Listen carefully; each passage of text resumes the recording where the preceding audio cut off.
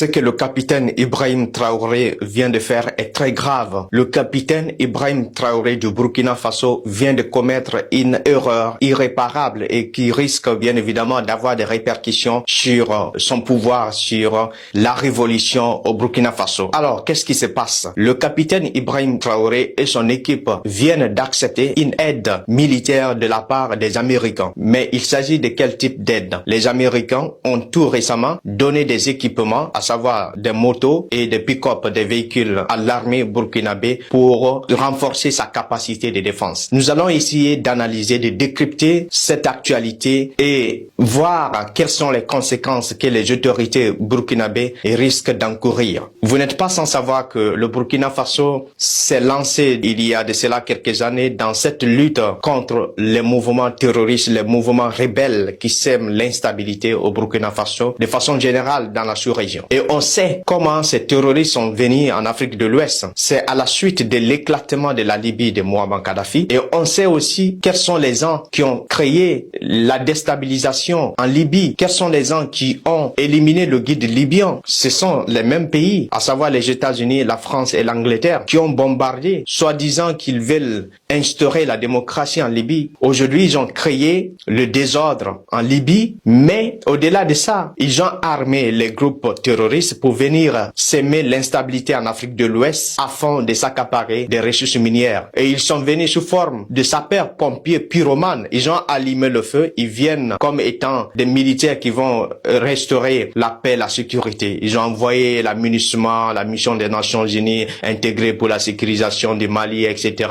les opérations Barkhane, etc. Quand les autorités maliennes, burkinabées et nigériennes ont compris ça, ils ont décidé de renvoyer toutes ces organisations de défense. Mais qu'est-ce qui se passe concrètement? Après que le Burkina Faso du capitaine Ibrahim Traoré ait décidé de chasser non seulement l'armée française, de chasser toutes ces organisations internationales de défense, le Burkina Faso a décidé de prendre en main sa propre sécurité et ça continue de porter des fruits. Il ne suffit qu'à regarder les reportages de Bienvenue Taoussa, vous comprendrez comment le Burkina Faso arrive lui-même à assurer sa propre sécurité. Mais revenons sur un point très important. Quand le capitaine Ibrahim Traoré est venu au pouvoir, il a demandé de l'aide premièrement à ces pays, aux Américains, aux Français, disons aux pays occidentaux. Ils ont refusé. Donc ils ont dit au capitaine, vu que vous nous avez chassés, vous allez voir comment vous allez vous défendre. Que le capitaine a décidé de faire recours à d'autres partenaires tels que la Russie, la Chine. On a apprécié ça, on a salué ça. Mais qu'est-ce que les autorités burkinabées viennent de faire? Tout récemment, ils viennent d'accepter une aide de la part des Américains. Vu que les Américains ont constaté que le Burkina Faso arrive à s'en sortir, à défendre ses territoires, ils ont vu les résultats. Qu'est-ce que les Américains ont fait? Ils ont dit d'accord, on va maintenant vous aider. Mais comment? Ils ont envoyé des motos, des pick-up. Si réellement les Américains veulent aider le Burkina Faso, ils ont des armes, ils ont des missiles, ils ont des drones qui peuvent en une semaine, en 4 jours, localiser les terroristes et les neutraliser. Mais ils ne l'ont pas fait au moment opportun. Récemment, qu'est-ce qu'ils ont fait? Ils viennent avec des motos, des pick-up. Les motos qu'on donne aux agriculteurs, aux taximans pour conduire. C'est ça qu'ils donnent à l'armée. Mais attention, attention aux autorités burkinabées. Le peuple burkinabé, le peuple africain vous fait confiance. Si vous commettez une telle erreur, la révolution risque de tomber à l'eau. Et c'est leur souhait. Quels sont les risques donc? Les Américains ont décidé d'envoyer ces équipements, ces motos et pick-up, en leur donnant aux autorités militaires. Ils ont donné au ministre de la Défense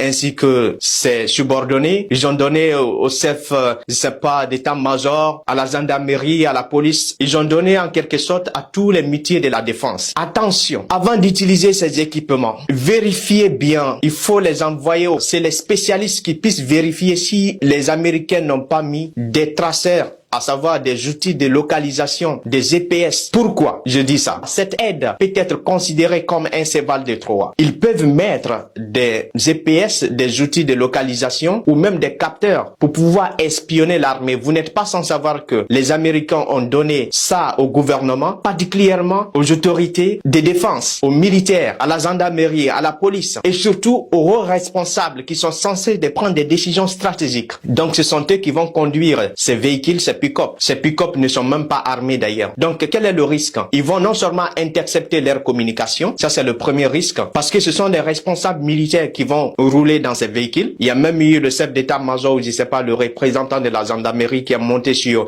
l'une de ses motos pour prendre une photo. Nous allons venir sur l'aspect humiliation, quelle honte que cela engendre pour l'Afrique, pour le Burkina Faso. Mais allons d'abord pas à pas. Donc, le premier risque, il risque de capter les communications ou de localiser où se trouvent ces véhicules. Quand vous avez un tel véhicule dans la main du chef d'état-major ou du ministre de la Défense ou je sais pas d'un policier, les Américains sont capables de vous tracer et de donner les coordonnées aux terroristes, aux chefs des groupes rebelles pour mener des attentats. Il faut partager massivement cette publication parce que si les autorités ne prennent pas leurs dispositions, leurs responsabilités dans les mois à venir, ne soyez pas surpris que voilà, de tels lieux il y a eu des attentats, des kamikazes, parce que ces véhicules seront utilisés par les responsables de l'armée, par les policiers, par les gendarmes, tout ce que vous connaissez qui est des métiers de défense. Tout récemment, le Nigeria a réussi à saisir à l'aéroport international plus de 150 drones et équipements militaires qui étaient destinés aux terroristes avec des faux billets et plus de 10 000 $. Malheureusement, ces faux billets sont destinés à tromper la jeunesse qui s'engage dans ces mouvements rebelles. Après avoir combattu, ils se rendent compte que ce sont des faux billets. Parfois, si vous avez remarqué, lorsqu'on arrête, on élimine certains terreaux, on voit sur eux des billets de dollars. Mais vous ne vous posez pas la question. On voit sur eux des équipements, des récepteurs, des équipements militaires. Posez-vous la question. Donc, ces terreaux ont décidé de passer à une étape supérieure. Vu que le Burkina Faso gagne sur le terrain à travers le combat de drones, lorsque vous regardez les reportages de guerre de Bienvenue Taoussa, je vous conseille à regarder si vous n'avez pas regardé encore. La plupart des réussites de l'armée burkinabé, c'est via les drones qui permettent de renseigner, de savoir où sont situés les terreaux, mais aussi les frappes aériennes. Il y a des drones qui mènent des frappes aériennes, il y a des hélicoptères, des avions, etc. Donc, ils ont décidé aussi d'armer les terreaux pour déstabiliser le régime. Vous n'êtes pas sans savoir que ces ennemis de la révolution veulent la chute du capitaine Ibrahim Traoré au Burkina, ils veulent la chute d'Assimi Goïta au Mali, ils veulent la chute du général Tiani. Donc, ils vont passer par tous les moyens. Ils ont essayé par les sanctions, ils n'ont pas pu. Donc, ils vont passer par quoi? Ils vont venir maintenant sous forme d'amis en vous donnant des cadeaux empoisonnés. Donc, ça, c'est le premier risque. Ils vont capter vos communications lorsque vous utilisez ces engins. Ils vont vous localiser et donner vos positions aux terreaux. Parce que les terreaux ont décidé de passer à une autre stratégie. Vu que maintenant, ils ne gagnent pas sur le plan de combat d'infanterie corps à corps, parce que eux, ils viennent avec beaucoup d'hommes pour combattre. Lorsque vous voyez l'attaque de Dibo, ils sont venus avec plus de 3000 hommes pour attaquer la ville de Dibo. Malheureusement pour eux, l'armée burkinabé a infligé une défaite cuisante à ces terreaux parce que il y avait des vecteurs aériens qui étaient là, qui les observaient, qui ont donné leur position à l'armée et puis ils ont mené des frappes avec bien évidemment la coordination des troupes au sol. Donc ils ont vu que cette stratégie d'envahissement ne marche plus. Ils ont décidé de faire recours aux drones, de faire recours maintenant aux opérations kamikazes et ça en coordination avec leurs patrons, ceux qui ont créé le terrorisme. Ne l'oubliez pas, cela résulte de l'éclatement de la Libye. Quand on parle aujourd'hui de l'insécurité en Afrique de l'Ouest, surtout au Sahel, ça vient principalement de l'éclatement de la Libye. Et qui a éclaté la Libye? Vous le savez tous, nous le savons. Et donc, ils ont décidé de procéder à l'usage des drones et des opérations de kamikazes. Qu'est-ce qu'ils vont faire? Ils vont vous donner des matériels, des véhicules que vous allez utiliser, vous allez vous piéger. Ne soyez pas surpris que les responsables militaires soient assassinés dans les attentats. Ils vont donc vous tracer lorsque vous utilisez, ils vont non seulement capter vos communications, capter vos stratégies, qu'est-ce que vous mettez en place comme stratégie pour pouvoir vous défier, pour pouvoir vous attaquer et envoyer des humains pour se sacrifier, mener des opérations de kamikazes. Ça, c'est le premier risque. Le deuxième risque, c'est quoi? C'est que cela risque de créer cet état mental de dépendance. Ça me fait vraiment honte de voir qu'aujourd'hui, les pays africains continuent encore de compter sur l'aide occidentale. Vous savez, l'objectif de ces pays-là, lorsqu'ils donnent de l'aide aux pays africains, c'est pour nous maintenir dans cet état de dépendance. Lorsque vous donnez de l'aide, par exemple, à un pays, chaque fois,